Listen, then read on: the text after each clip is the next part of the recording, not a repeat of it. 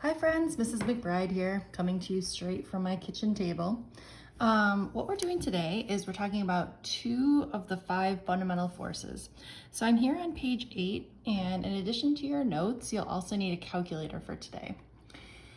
All right, first of all, there are 5 fundamental forces. The first one is a generic push or pull. Okay, and this force would just be given to you or labeled F. The second force is gravity. And we talked about this. The force of gravity is also known as your weight. The third force is tension. And these are the 2 that we're going to focus on today. When I see you next, we'll focus on the normal force and also the force of friction. All right, so here we go. Last time I saw you, we were looking at the force of gravity versus mass, or the weight versus mass lab. So this says the force of gravity is often referred to as the weight. Many people think that mass and weight are the same thing, but they are not. Obviously, you know from doing the lab that the weight is a force, but mass is measured in kilograms, or it's the amount of matter that makes up you. Okay, so let's define weight here first. Weight is the gravitational force on an object. And we know that this is going to change with your location. Remember, as you go into outer space, you are going to start to weigh less until at some point you become weightless, okay? As you get farther away from the surface of Earth, you are going to weigh less. You are going to mass the same amount, right? You never hear anybody say that they got massless, right? Only weightless. Your weight changes with location, your mass always stays the same. Now, the definition of weight, or the force of gravity, is this, and it's given by the symbol Fg. Every time we have a force, we'll use the capital F, and then we'll use this as our subscript. All forces are measured in newtons, and we derived the equation Fg equals mg in lab the other day. And we said this is just like F equals ma, because they're both forces, they're both masses times an acceleration. Remember, this is the acceleration due to gravity, or our 9.8 or 10. I like to use 10 here just because the math becomes a lot easier. All right, this question says, I'm a hog, weighs 450 pounds on Earth at sea level. So first thing we're gonna do is calculate her mass in kilograms. So if you have 450 pounds, we know that 1 kilogram is equal to 2.2 pounds. Or if we take 450 and divide by 2.2, we should be able to get her mass in pounds. Here we go. Excuse me, mass in kilograms. All right, so her mass in kilograms is 204.55.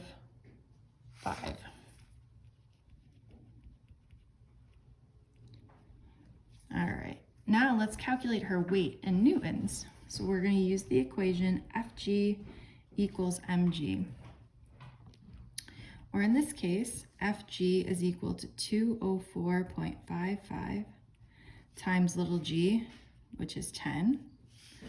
Or I get that her weight is equal to 2,445.5 newtons.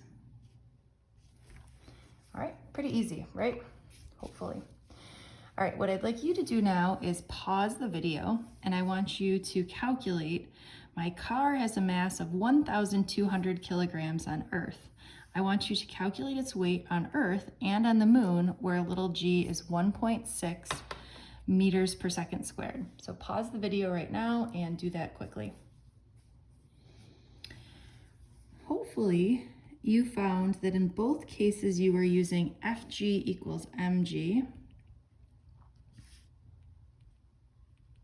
or when we were on the Earth, you got 12,000 newtons, and when you were on the moon, you got 1,920 newtons. In both cases, Fg equals mg. All right, moving on here. We're going to talk about tension. Hopefully you will pay attention. Sorry, bad jokes. Here we go. So tension, what this is this a pulling force caused by a rope or string? I don't like this question here. What causes tension? I don't know. Maybe a rope or a string. All right. What I do want you to add, that tension is given by capital T, and it has units of newtons, just like all other forces. And it always acts in the direction of the string.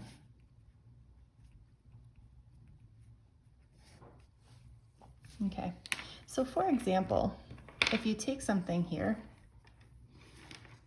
okay, and let's say, for example, there's a tension force acting on this. All right, if I were to cut the string, we would see that the object would fall down. That means that tension must be pulling in the direction of the rope or the string, because if there was no tension, it would fall down. All right, let's do 2 sample problems, and then we're going to be done for today. A 1,500 kilogram crate hangs motionless from a crane cable. What is the tension in the cable? So first thing we're going to do is we're going to draw what forces are acting. Okay, so here's our crate. What forces are acting on this crate? Well, there is a tension, right? Because there is the cable pulling up, and there's also gravity pulling down. So if it's motionless, then we can say that these 2 forces are equal or balanced. So we'll start out with the fact that in this case, the tension is equal to the force of gravity because we're not moving anywhere, right? And we also know that Fg is equal to mg. So we're going to do some substituting. Where I see Fg, I'm going to plug in mg. Now this is going to be a very common thing that we're going to do for the next week or so, that everywhere you see Fg, you're going to plug in mg. It's sort of like Fg's nickname, okay? So to find the tension, I will take the mass of the object and multiply by little g. Or I'm going to find that my tension is 15,000 newtons. All right, easy peasy, right? Part B, not so easy peasy. It says, now suppose the crane accelerates upward at 1.2 meters per second squared. Now what is the tension? Well, first of all, I want to ask you, what do you think the tension is going to be? Is it going to be more, the same, or less than it was when it was just holding something here? My prediction is that it's going to be more. It would be more difficult to accelerate something than to just hold it steady. That's my prediction. We'll see how we do here. So again, the forces are still acting in the same way. We again have that the sum of the forces is equal to ma. That's our Newton's second law. The sum of the forces in this case are not equal. If this is accelerating, which one must be bigger? Hopefully you're saying, well, if we're moving upward, right, as it says we are, that the tension must be larger than the force of gravity. So in this case, they're not balanced, they're not equal. The tension is larger than the force of gravity. So we write out the sum of the forces as T minus Fg. they're not added together because these two are pointing in opposite directions. If they were pointing in the same direction, we would add them together, but since they're pointing in opposite directions, we'll subtract. And we're gonna do a lot more of this as the week continues. Again, everywhere I see FG, I'm gonna plug in MG, and I'm gonna set this equal to MA. So again, we're looking for the tension. Now the nice thing for me is we really already calculated MG. So I'm going to take a shortcut and put this in here. And this is equal to MA. Now my mass, is 1,500 kilograms. And my acceleration in this case is 1.2.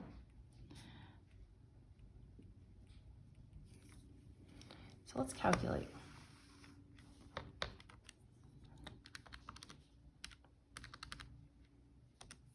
Okay, so I get 1,800.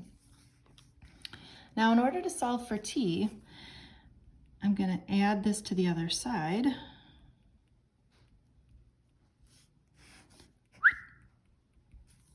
Or I'm going to get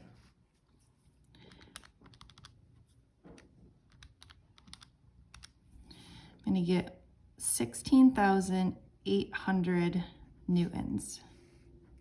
And if we compare this to what we had before, it's larger, which makes sense, right? We said to ourselves, well, it must be harder to lift something than it is to just keep it hanging there.